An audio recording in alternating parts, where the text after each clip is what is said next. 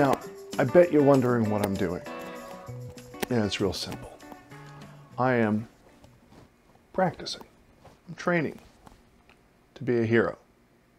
Superhero. It's no secret that I love pop culture and Marvel movies and DC movies and obscure science fiction shows and things like that. One of my favorite superheroes of recent note is Captain Carter. I love the what if. I especially love the look of pure bliss on her face when she takes her shield and puts it right into a Nazi truck and it flips over. You know, the look of joy on her face was infectious. And it got me thinking about a lot of things. Chiefly, how to be a good fencer, to help other people, how to be a good partner. That's how you become a superhero.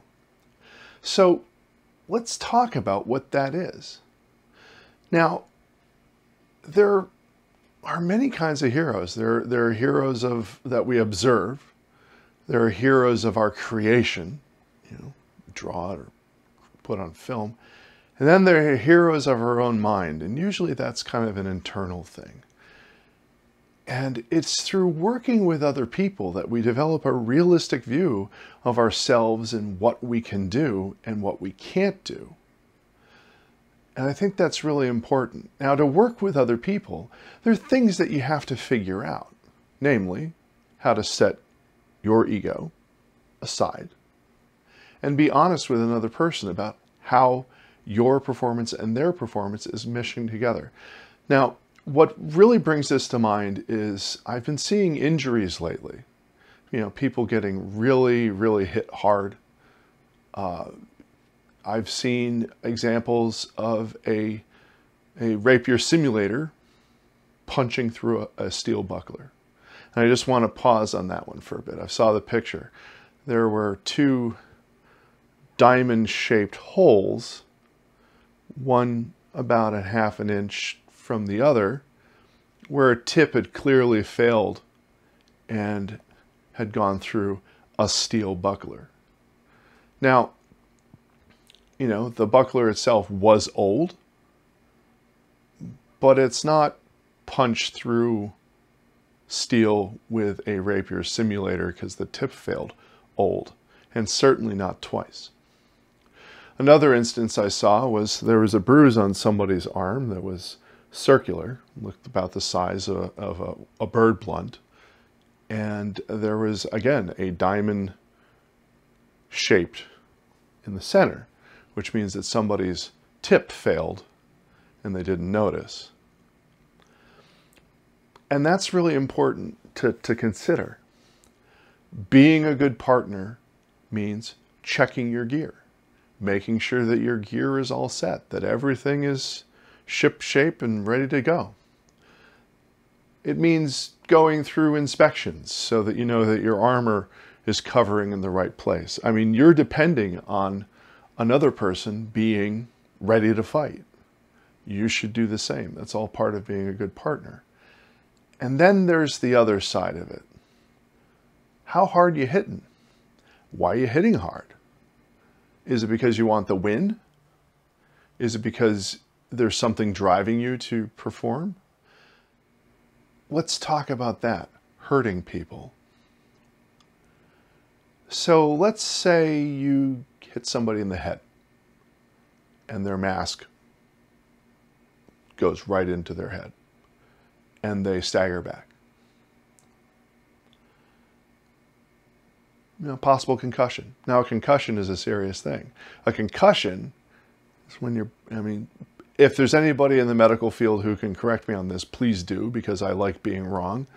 When I'm wrong, it gives me a chance to be right next time. So anyway, a concussion, your brain basically sloshes around in your skull. Your skull is a hard thing. It has barriers, and when it goes into your brain goes into the side, well, you go out. And it could be for a couple, it could be for like a second, or it could be for a couple of hours. I've heard the term mild concussion. There's really no such thing. There's really no such thing. There's just a concussion. Some of them are worse than others, but you know, a mild concussion is still really bad. Your brain sloshed around in your skull and you checked out. And you might check out in a way that, you know, suddenly your fighting's off, you know, and you can't really keep things straight, you know, and you're basically getting your ass kicked after a hard hit. Chances are your brain took a knock and you're just not functioning up to par. I gotta tell you, one of the worst feelings in the world is when you hit someone too hard. And I've had 2 cases where I found out after the fact how hard I hit somebody.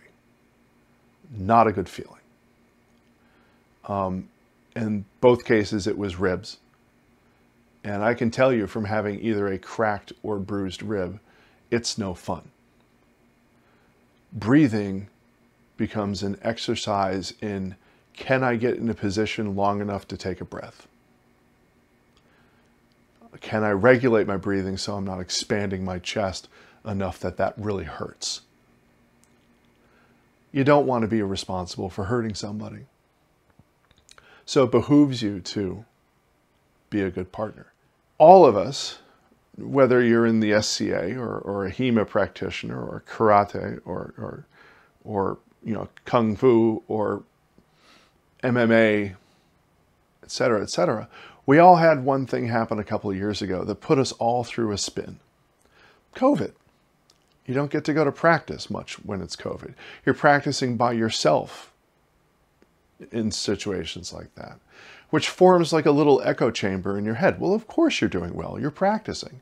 You're getting into your guards, you're thrusting, you're doing all these things.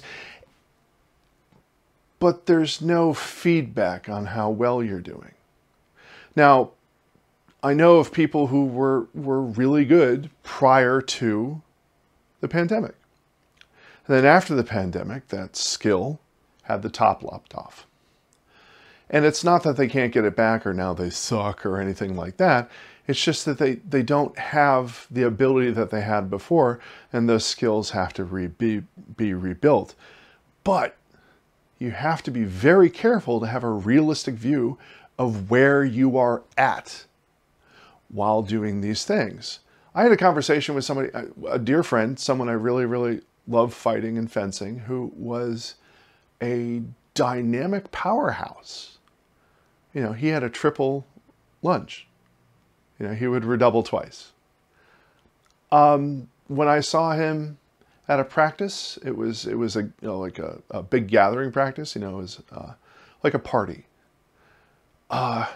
He still had every bit of skill he ever had, but he also had a realistic view of what he couldn't do.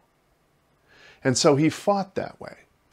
And he fought, I wouldn't say hesitantly, but he fought knowing that, boy, maybe now is not the time to do a triple lunge. He fought realistically. Now, I've fought other people who in the, you know, since the pandemic have decided that nothing changed and they've just gone whole hog. And those are the ones that hurt. And then there are the people who were learning prior to the pandemic and then that learning halted. And so they kind of picked up where they left off. But some of the bad habits from not practicing, you know, come back. Body control is a big one.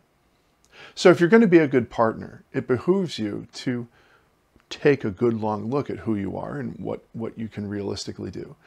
And some of the things you should focus on are body mechanic. You know, are you throwing yourself into your shot? Are you putting your whole body behind it in an arena where it's not required? You know, is your equipment up to standard? Are you thrusting with your legs and not your arm? Stuff like that. You have to check. Now, this is not the end of the world if you're not as good as you were, or if you're struggling to get back up to what you consider your par, your level. And the ways that you can do that are working with other people, cooperatively, not necessarily competitively. I mean, you can go into a competitive nature with somebody and say, hey, look, let's compete.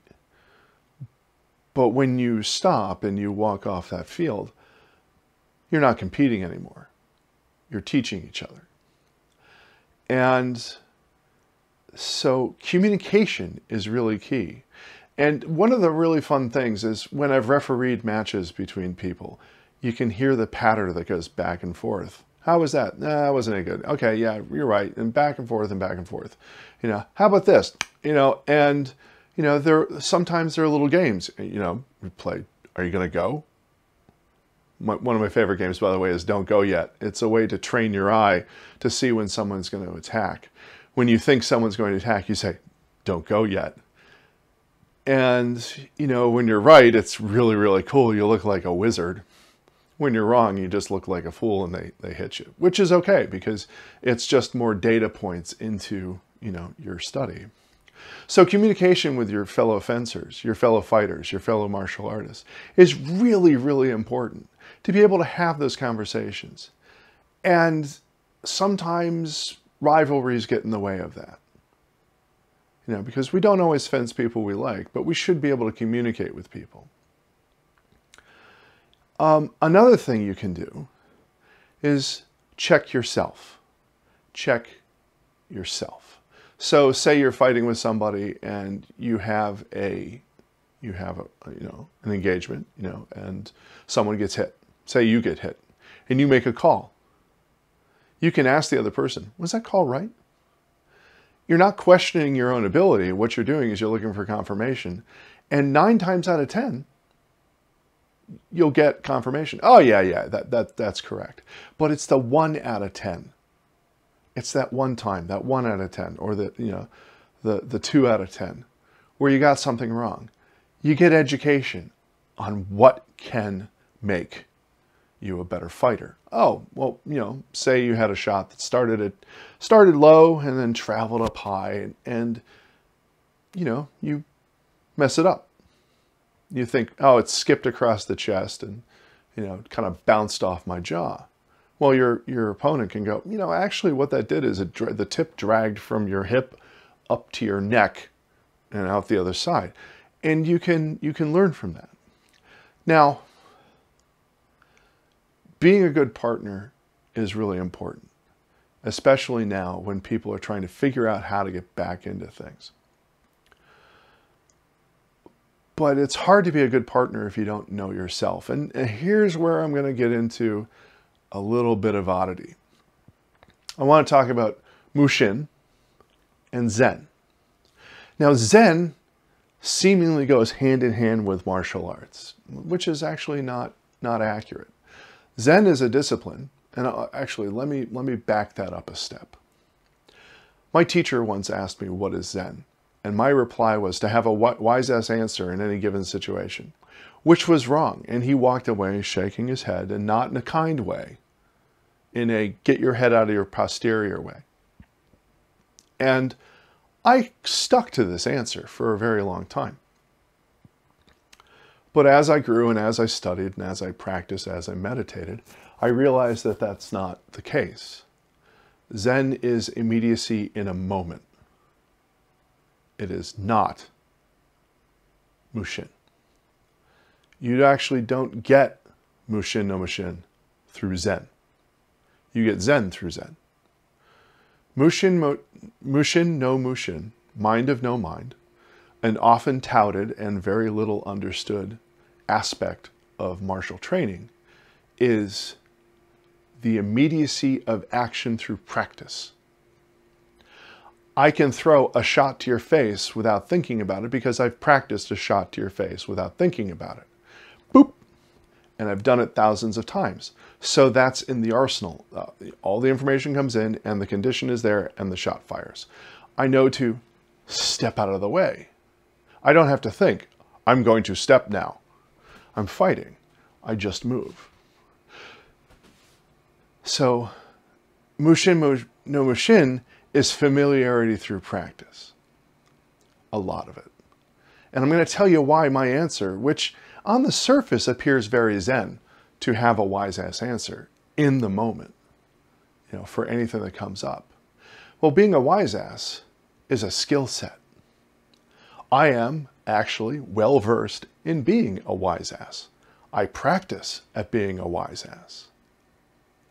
That doesn't mean I'm in the moment to be a wise ass. It means that the reaction is right there on the surface, as opposed to Zen, which is, I'm here now. And there's a great book, Zen Flesh and Zen Bone, which has a passage where there is a master who is dying, and he's got all his students around him. And this is it. You know, we are about to become room temperature and shuffle off the mortal coil. And he says to them, any of you that can show me your Zen will be my successor. And, you know, the students come up and they do their thing, you know, and nope, nope, nope, nope, nope, fail, fail, fail, fail, fail. And he gets to his last student. And his last student, you know, his favorite, even though he's not supposed to have favorites, you kind of get that feel in the story. And he's lying there. He goes, well, and the student reaches out and he takes hold of the master's bowl and pulls it towards himself. And the master looks at him and goes, have I taught you nothing? And the young man then moves the bowl back. And the master goes, oh, you rascal. I've always loved that response, you rascal. That is Zen. That's an immediacy.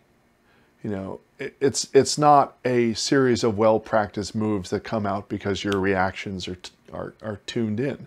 It is literally someone in the moment going. And on the surface to us, that may seem trivial, but taking the bowl to yourself, me,